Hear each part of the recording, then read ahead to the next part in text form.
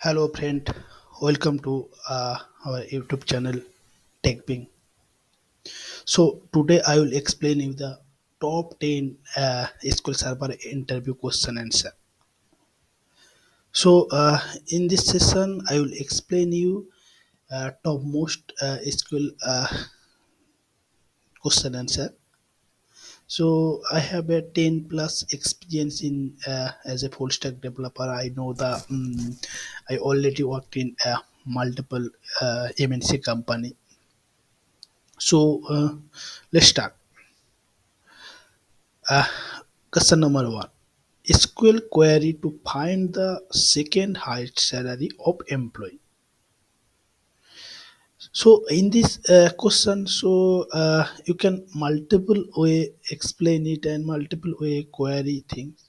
So I just write the sample SQL query. Say, uh, using subquery. Using subquery, in this type of problem solve it. So you can check it. So there are many way to find the second highest salary of employee in SQL. You can either use SQL join or subquery to solve this problem. So you can check it. Next question is, what is the primary key? Now, a primary key is used to uniquely identify all table record. It cannot have null value and must contain unique value. Only one primary key can exist in one table, and it may have single or multiple fields, making it a composite key. So I think here I just tell you the one example. So you think it's an employee table. So there are multiple columns there. So in one column is uniquely identified in a table. That is called primary key. Okay. And last syntax is, what is a composite key? So it's a single or multiple field, making it a, it's called composite key. That is the thing. Next question: what is a unique key? Uh, just you can check the answer. The key that can escape only a null value and cannot accept duplicate value is called unique key. The role of unique key is to make sure that all column and row are unique. So in a table, suppose in an employee table, there are multiple columns there. So uh, in one column, it's a uniquely identified, but mm, only one value is null. It can be only one value is null. So that key we are called unique key. Next question is, what is foreign key? A foreign key is an attribute or a set of attributes that reference the primary key of some other table. Basically, a foreign key is used to link together two tables. So there are, if I telling you that one example is the employee, one table is the employee table, and another table is department table.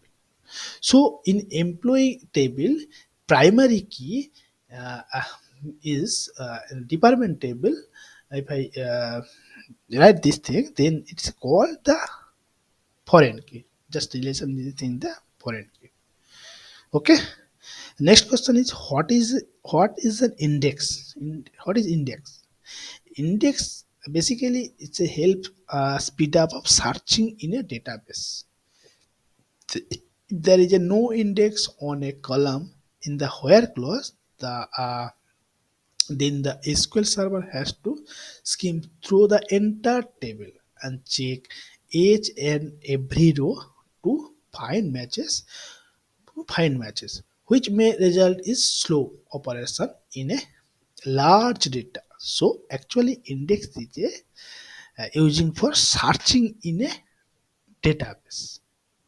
Okay, if you are using indexing or creating index, then it's a SQL query execution is speed is very fast. That is the things. Okay, next question is state the difference between cluster and non-cluster indexes. Basically, what is cluster index? What is you understood in my previous question? You already check it. What is index? So it's a two types of index: cluster index, non-cluster index. Cluster. What is cluster index? Now, in a table, in a one table, one cluster index is a created. So in a table column, we are when we are created a primary key, then it's automatically created a cluster index. And non-cluster indexes, what is this thing? Now in a table, in an employee table, multiply we can multiple non-cluster index is created. That is the difference between cluster index and non-cluster index. Okay, so next question: what is the need for group function in SQL? The group function operate on a series of rows and return a single result for each group.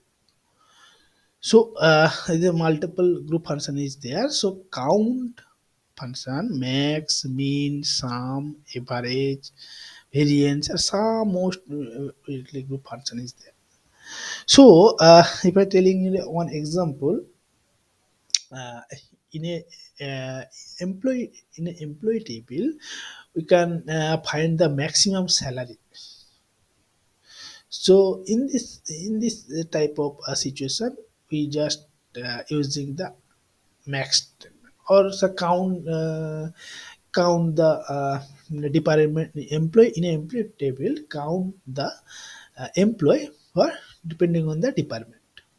So in this example, we need to use the group clause. Okay, group method. So next question: what is the difference between delete and truncate command? In a table, we need to sometime we need to delete this some row, and sometime we need to truncate this table. So what is the difference? The delete is this query is delete query is you to delete or remove one or more existing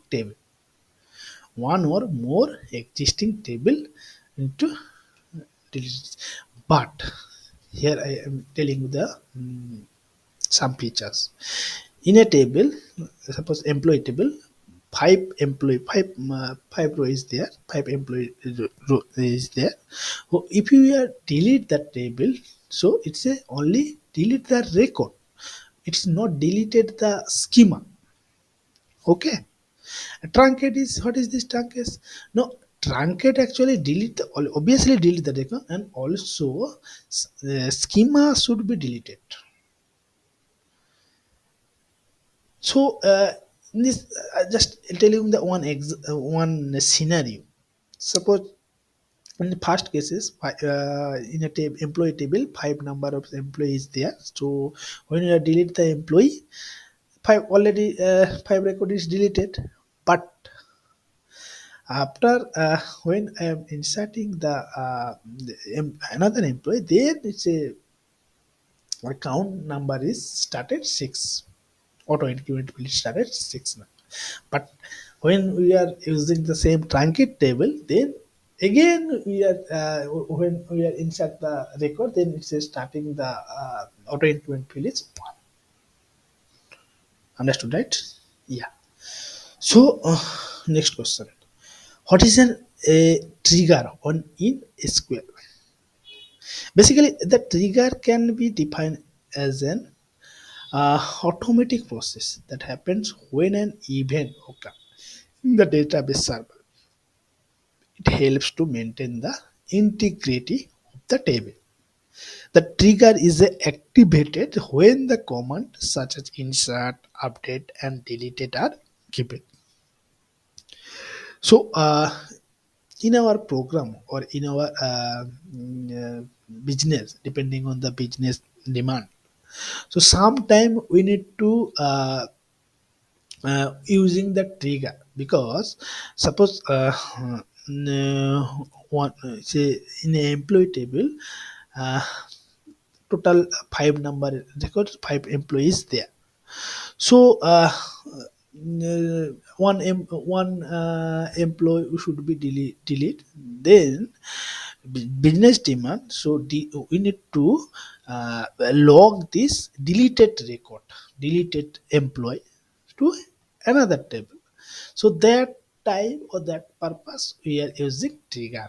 It's a very helpful our SQL query. Okay. And next question is a very important question. How can we handle exception in SQL Server? No, you know that in our say content we are using try catch a block, and if anything error is come, then we are this we capture this error. But same scenario in our SQL query, we are using try and catch a block for exception handling, because some cases we are in our program we did not cast the value. So some cases it's a error through error occur. So that scenario we need to capture the error, then we are using try catch a block. Okay. Thank you for watching. Have a great day. Thank you. Please subscribe and share my channel. Thank you.